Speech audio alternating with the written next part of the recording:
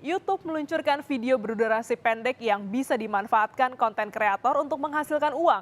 Peluncuran ini dilakukan untuk menghadapi persaingan dengan TikTok. Melalui video berdurasi pendek ini, pembuat video akan mendapat 45% dari pendapatan. Lebih kecil dibanding pendapatan dari video berdurasi panjang di YouTube.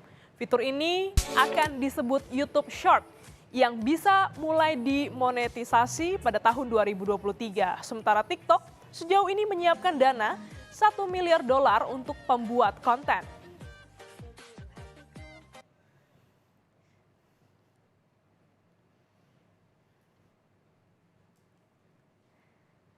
Nah, saudara, kalau bicara soal banyaknya media sosial yang beredar saat ini, nah buat Anda orang tua patut meningkatkan kewaspadaan agar anak-anak tidak terpapar konten dari media sosial yang tidak sesuai dengan usianya. Instagram pun mulai meluncurkan fitur agar orang tua bisa mengawasi penggunaan media sosial oleh anak-anak mereka. Kita akan berbincang pagi ini dengan Putri Silalahi, Kepala Komunikasi Instagram Asia Tenggara. Selamat pagi, Mbak Putri. Selamat pagi. Kabarnya sehat ya, Mbak? Sehat, Nah, ini ada Instagram mengeluarkan fitur perlindungan begitu ya, Mbak, namanya. Nah, ini sudah 2 minggu diluncurkan, bagaimana responnya hingga saat ini? Sebetulnya namanya fitur pengawasan, di Instagram, sejauh ini respon yang kami terima sangat positif.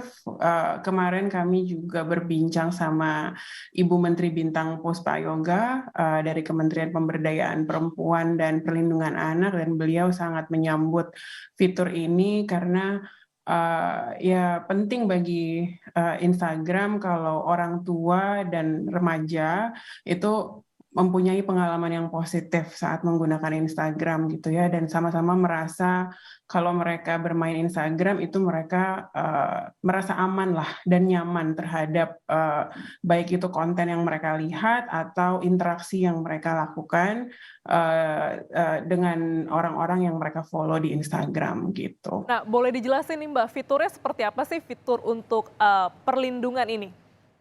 Jadi, fitur ini itu memungkinkan orang tua untuk menghubungkan akun mereka secara langsung dengan akun anak. Jadi,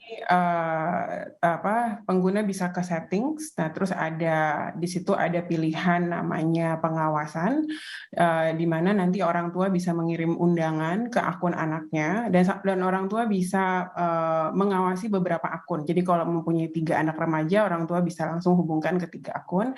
Nah, saat akun sudah terhubung, itu orang tua bisa, satu, mereka bisa mengatur waktu yang anak mereka habiskan di Instagram. Misalnya kan orang tua suka mengatur ini ya, suka kasih alokasi waktu ya ke anak mereka gitu untuk bermain untuk bermain internet, misalnya 15 menit. Nah, nanti kalau sudah 15 menit, akun Instagram mereka akan secara otomatis terkunci, jadi mereka nggak bisa main lagi. Yang kedua, orang tua, kalau akunnya terhubung menggunakan fitur ini, orang tua bisa memantau daftar orang-orang yang anak mereka follow atau siapa yang memfollow anak mereka. Jadi kan orang tua banyak punya kekhawatiran kalau anak mereka melakukan interaksi dengan orang yang tidak mereka kenal di Instagram gitu kan, orang tua pengen tahu kan siapa sih orang-orang ini gitu.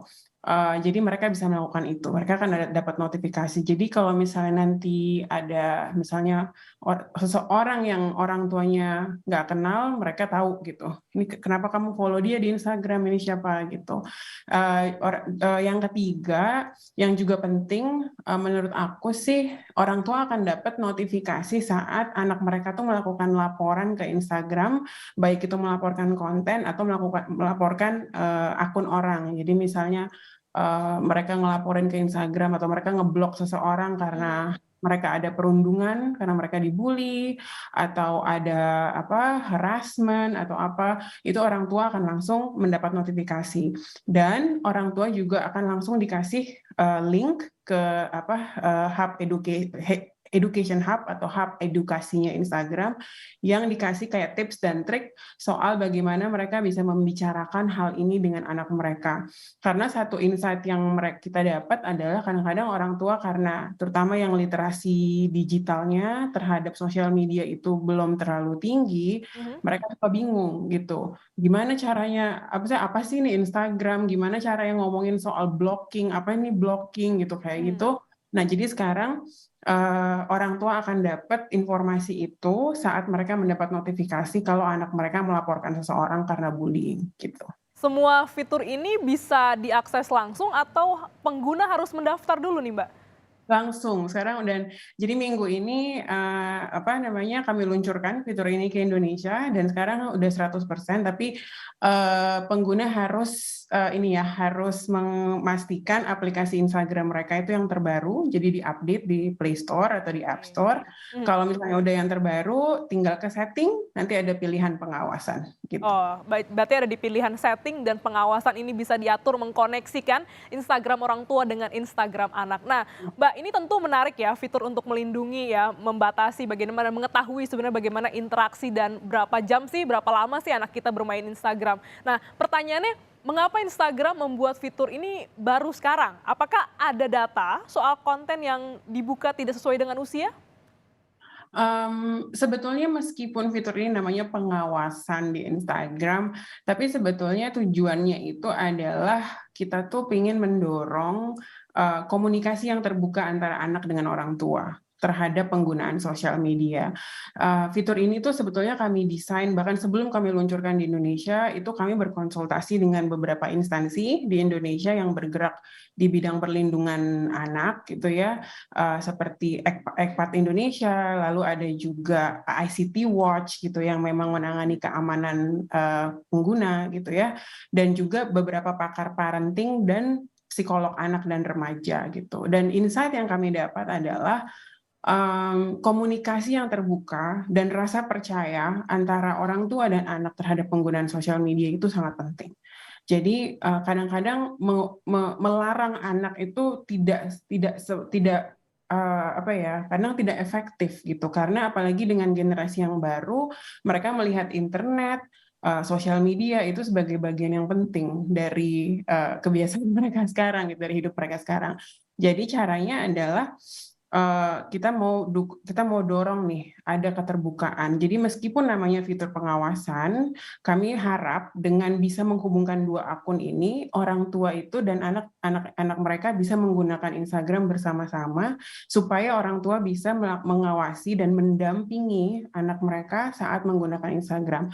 Tujuannya adalah kalau anak mereka melihat konten yang aneh atau misalnya mendapatkan interaksi yang buruk dari seseorang, itu Mhm. mereka akan ke orang tua mereka dulu, gitu. Oke. Mereka Jadi akan, "Ya Mah ini kenapa sih? Mah ini apa sih?" Gitu, kayak gitu. Jadi tujuannya sebetulnya itu, ada rasa percaya gitu. Oke, sebagai jembatan komunikasi dan juga jembatan pengawasan ya, supaya bisa Betul. dimonitor bagaimana sih penggunaannya, berapa lama, dan bagaimana interaksinya. Nah, kalau bicara soal anak-anak ya Mbak, usia berapa anak-anak ini untuk fitur ini bisa efektif digunakan?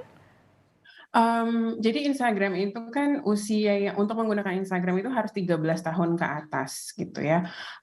Tapi sampai usia berapa fitur ini digunakan sih sebetulnya tidak ada batasannya dari Instagram. Itu balik lagi kami serahkan ke pengguna dan mungkin, setiap keluarga mempunyai pengertian yang berbeda-beda ya, mau sampai umur berapa anaknya terus didampingi gitu.